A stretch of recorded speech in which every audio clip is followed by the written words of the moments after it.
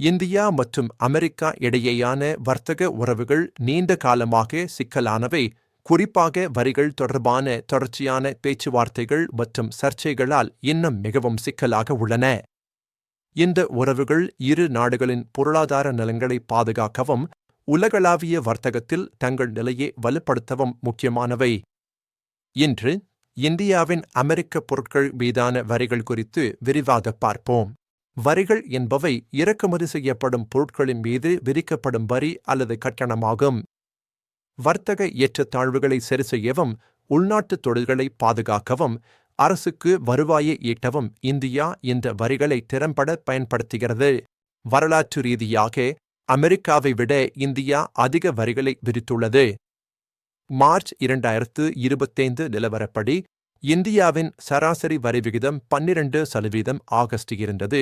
அதே சமயம் அமெரிக்காவின் வரி விகிதம் வெறும் 2.2% ஆகஸ்ட் இருந்தது.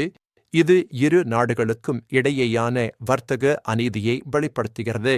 இந்தியாவின் அதிக வரிகளால் பாதிக்கப்பட்ட முக்கிய துறைகளில் விவசாயப் பொருட்கள், ஆட்டோமொபைல்கள், விலைமதிப்பற்ற உலோகங்கள், ஜவுளி மற்றும் மின்னணு பொருட்கள் போன்றவை அடங்கும். இது முதன்மையாக உள்நாட்டு தொழில்களை பாதுகாக்கவும் உள்ளூர் உற்பத்தியை ஊக்குவிக்கவும் நோக்கமாக கொண்டது. ஹார்லி டேவிட்சன் மோட்டார் சைக்கிள்கள் மீதான அதிக இறக்குமதி வரிகள் சுமார் 50 முதல் 60% வரை ஒரு முக்கிய எடுத்துக்காட்டாகும்.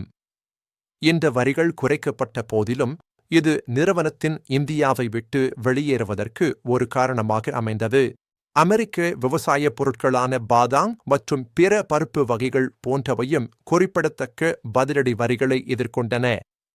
இருப்பினும் இவற்றில் பல உலக வர்த்தக அமைப்பின் ஒப்பந்தங்கள் மூலம் வெற்றிகரமாக தீர்க்கப்பட்டன. சமீபத்தில் அக்டோபர் 2025 இல் அமெரிக்க பருப்பு வகைகளுக்கு இந்தியா 30% இறக்குமதி வரியை விதித்தது. இது வர்த்தக உறவுகளில் மற்றொரு சர்ச்சையைச் சேர்த்தது மற்றும் பேச்சுவார்த்தைகளை தூண்டியது. வர்த்தக பற்றாக்குறையை நிர்வகித்தல், உள்நாட்டு தொழில்களை பாதுகாத்தல், மேக் இன் இந்தியா முன்முயற்சியை வலுப்படுத்துதல் மற்றும் வருவாயை ஈட்டுதல் ஆகியவையே இந்தியாவின் வரி உத்திக்கு காரணங்கள். 2024 இல் அமெரிக்கா இந்தியாவுடன் $45.8 பில்லியன் பொருட்கள் வர்த்தக பற்றாக்குறையை கொண்டிருந்தது. இது இந்தியாவின் மேக் இன் இந்தியா முன்முயற்சியால் மேலும் வலுப்பெறுகிறது, உள்ளூர் உற்பத்தியை ஊக்குவிக்கிறது. இந்த வரிகள் அமெரிக்க ஏற்றுமதியாளர்களை பாதிக்கின்றன, ஏனெனில் அவை அவர்களின் பொருட்களின் போட்டித்தன்மையை குறைக்கின்றன. இந்திய நுகர்வோருக்கு இது பொருட்களின் விலையை அதிகரிக்கவும் தேர்வுகளை வரம்பொருத்தவும் வழிவகுக்கிறது. இரு நாடுகளும் தங்கள் மூலோயா பங்காளித்துவத்தை அங்கீகரித்து அமெரிக்கா இந்தியா வர்த்தக கொள்கை மன்றம் மற்றும் உலக வர்த்தக அமைப்பு போன்ற மன்றங்கள் மூலம் சர்ச்சைகளை தீர்க்க முயற்சிக்கின்றன. அவர்கள் தங்கள் நிலுவையில் உள்ள 7 உலக வர்த்தக அமைப்பு வர்த்தக சர்ச்சைகள் அனைத்தையும் வெற்றிகரமாக தீர்த்துள்ளனர். இது இரு நாடுகளுக்கும் இடையேயான நம்பிக்கையை வலுப்படுத்துகிறது.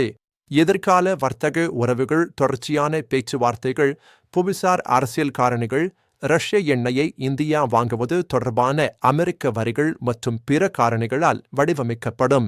இந்தியா அமெரிக்கா வர்த்தக உறவுகள் தொடர்ந்து உருவாகி வருகின்றன. இரு நாடுகளும் தங்கள் பொருளாதார நலன்களை சமநிலைப்படுத்தவும் உலகளாவிய வர்த்தகத்தில் தங்கள் நிலையை வலுப்படுத்தவும் தொடர்ந்து முயல்கின்றன.